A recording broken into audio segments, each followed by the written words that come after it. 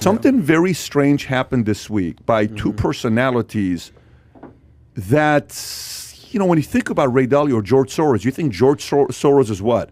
He's the biggest funder of Antifa. He's the biggest funder of... You don't think about George Soros, who would say, let's be careful with China. But here's what happened this week. Very interesting. One story is a Business Insider story about Ray Dalio, whom I interviewed, one of my favorite interviews that I did.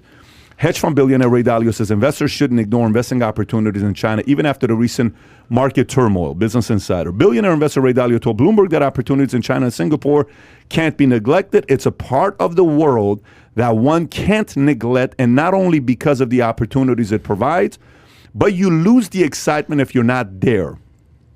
Dalio said when asked about his family office plan in the region, and so our objective is to be there both economically and investment-wise. This is Ray Dalio. Then George Soros comes out, and it's a CNN story. He calls out Ray Dalio. George Soros calls out BlackRock's China blunder. The billionaire financier philanthropist thinks BlackRock has made a huge miscalculation on China. BlackRock recently started offering investment products to individual Chinese investors as the country's first entirely foreignly owned fund management firm. But Soros slammed the move, claiming the company appears to misunderstand President Xi's China. Soros highlighted Xi's recent crackdown on private business, which he sees as proof that the regime regards all Chinese companies as instruments of the one-party state. He also referenced an enormous crisis brewing in China's real estate market and Xi's effort to redistribute wealth. These trends, he said, do not augur well for foreign investors. Soros also thinks that BlackRock's initiative is a threat to democracies because the money invested in China will help prop up President Xi's regime, which is repressive at home and aggressive abroad. Very confusing for Soros to make a comment like that about China. Who would know better than him? Who would know better than him? Who would know better than him? But for him to say, stay away from China, Yep. that's, You mentioned something earlier, really adroit about the inner circle having special. Yeah. This to me reeks, and that's pure speculation, but this to me reeks of a guy who was promised a seat on the inner circle, did everything he was told to do, funded everybody he was told to fund, and didn't get a seat on the inner circle, that he was used, that he was never going to be a part of it. You think this is a direct thing between him and Dalio or him and the current administration? I think it's somebody that tried to get in to bed with Xi and then found out who Xi really is. And this is the truth of the matter. And this is something the whole world has to understand. That's actually not bad, by the way. Who Xi Jinping is. By the way, that's actually not bad. Xi Jinping is going to take over the world, or he is going to die trying. People do not pay attention to what's coming out of China. They do not pay attention when this man speaks. Xi Jinping is an ambitious man on a level we haven't seen in 100 years. Your guy, General Spalding, talks about this, and there's also been other people that you've interviewed with on the 100-year marathon. Xi Jinping has accelerated that progress, and he is completely unabashed in his own speeches about his plans for the future. And they do not include a world of democratic response to government. He thinks government should be in control of everything. He thinks there should be one world government, and it should be his government under his control. He believes in global competence. I think that's great news, though. Let me tell you why I think that's great news. Here's why it's great news. Say you and I hate each other. Mm-hmm. We sincerely hate each other. We're enemies. Whatever. You're a real estate company. I'm a real estate company. We can't stand each other. You defend one guy. I defend this guy. That guy's a really bad guy, but you keep defending him, okay? So you go in bed with him and try to do business with him. He royally screws you over. Mm-hmm. Royally screws you over. Which this kind of seems Which like. this kind of seems like it. Then you sit there and say, frickin' Pat, he's not as bad as I thought he was. Let me call Pat. So he indirectly got us closer, which is a good thing. So the fact that Xi is doing that in China, and it's now getting Democrats and Republicans to both agree on the fact that you cannot take China lightly, that is that's a very good news for America. We can oppose a lot of different things.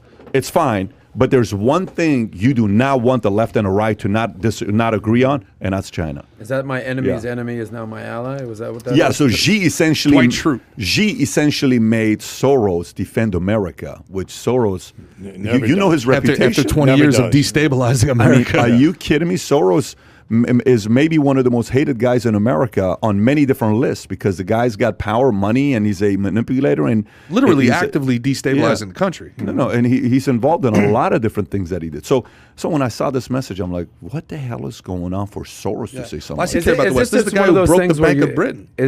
Not everything's black and white. There's a lot of gray and all this, like, even in the Middle East, even like to use your Syria example, you have the Shiites and the Sunnis, and then ISIS, and they're fighting Al Qaeda, but Al Qaeda's not friends with the Taliban, and the Taliban is Sunni, and then actually we're friends with these people up here, and then in Kashmir they are fighting with them, and it's just like. You know what it reminds me of? You can't even solve it. Remember in the last Batman movie, the Christopher Nolan with Bane, Tom Hardy playing Bane, and then the businessman thinks that he's got Bane under control, and he's like, "You get over here," and Bane's like, "I'm already here," and he says, and he finally puts his hand on the guy's shoulder. "Leave." "Oh no, don't leave. I'm in control here." "Do you feel in charge?" And then the guy realizes in this moment, "Oh man, I made a deal with the devil." And then, and he turns to the guy and he says, "I paid you a small fortune." And Bane looks at him and says, "And this gives you power over me?" Snap, and that's Xi Jinping. Xi Jinping is looking at all these capitalist dummies saying, "I've given you." But I love that. I've given you 20 years of power. I love that. Here's why I love that. I love that a person like that reveals his ambitions publicly, because now it unites two different parties.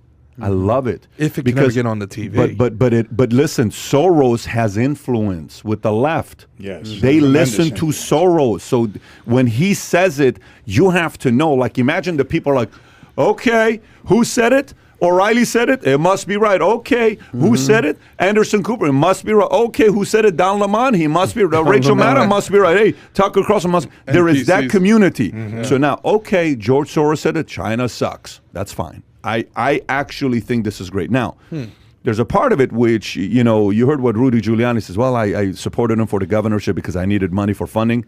That's politics right there. You just heard it, right? Where he said that. So we don't know that part of what happened, who got offended, who got upset.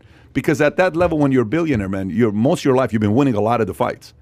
You've been winning a lot if you're a billionaire, right? It's not like you've been losing. You've been winning a lot. You've been losing too, but you've been winning a lot. So you're not accustomed to not being right. So Soros maybe is not happy with somebody we don't know about. Yeah. Soros is 91 years old, by the way. But he is... Just to put it in perspective. It's not like he's got big plans for himself. Like you said, he wants to be in the inner circle with China. Well, his kids, too. His kids. Okay. We're just saying himself. He's 91. Now, I don't know if you what's your point with that? No, just pointing out that's how old he is. He's old as shit. Yeah, but 91 years old. Do you think a guy that gets to his age, like Kirk Kerkorian was doing deals at 99 years old before he died. I mean, John Wooden died at 99 years old at Ronald Reagan Hospital in L.A. So do you think a guy like that you think the fire's missing? You think a fire's not there? Not That's at all. a true believer. Is the fire missing? Probably not. Are the skills still where they're at? Pull up a picture of George Soros. That matters, the only skill that matters is thinking. My father at 101 was talking about opening up businesses. So when that's in your head, it doesn't matter. And he made it to 104? 103. So if you enjoyed this little short segment from the podcast that we did, here's another short segment to watch. Or if you want to see the entire podcast, click over here. Take care, everybody. Bye-bye.